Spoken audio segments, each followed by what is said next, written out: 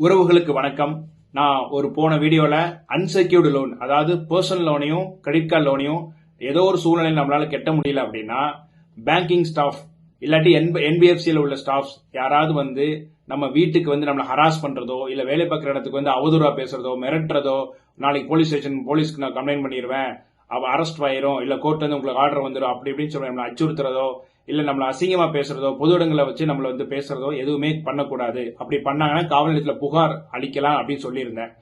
இந்த வீடியோவை பார்த்த எனது வழக்கறிஞர் தோழரே ஒருத்தர் எனக்கு போன் பண்ணி, அண்ணா நீங்க சொல்றதெல்லாம் சரிதான், ஆனா நடைமுறையில எப்படி இருக்கு, நம்ம போலீஸ் போன் பண்ணி புகார் அளிச்சாலோ இல்லாட்டி காவல் நிலையத்துக்கு போனாலோ காவலர்கள் வந்து பேங்கிங் ஸ்டாஃபுக்கு ஆதரவாக நீ வந்து வாங்கின கடன் தானப்பா அவங்க கேட்கறாங்க, ஒரு 10 நாள்ல கட்டிரு, ஒரு மாசத்துல கட்டிடு அப்படின்னு பேங்கிங் ஸ்டாஃபுக்கு ஆதரவாகவும் அந்த பினான்ஸ்காரங்களுக்கு ஆதரவுமா தான் காவல் நிலையத்தில் நடந்துகிட்டு இருக்காங்க அப்படின்னு சொல்லி சொன்னாரு.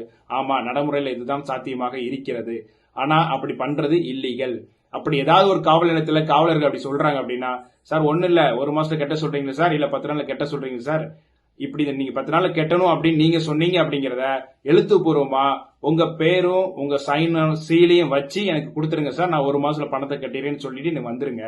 நாம் அதை வைத்து நீதிமன்றத்துல ஃபைல் பண்ணிடுவோம். இந்த மாதிரி காவலர்கள் வந்து இந்த மாதிரி சிவில் மேட்டர் டீல் பண்ணது இல்லாம பணத்தை இத்தனை நாள் கெட்டு இத்தனை மாசத்துல கெட்டுன்னு வேற சொல்றாங்க. இதுக்கு வந்து நீதிமன்றம் தான் பதில் சொல்லணும், நீதிமன்றம் தான் எங்களுக்கு நியாயத்தை கேட்கணும் சொல்லி நம்ம நீதிமன்றத்தில் நம்ம அணுகலாம். அதற்கு நாம் தொடர்ந்து போராட வேண்டும். நம்மளோட உரிமையை பாதுகாப்பதற்கு நம்மளால தான் முடியும்.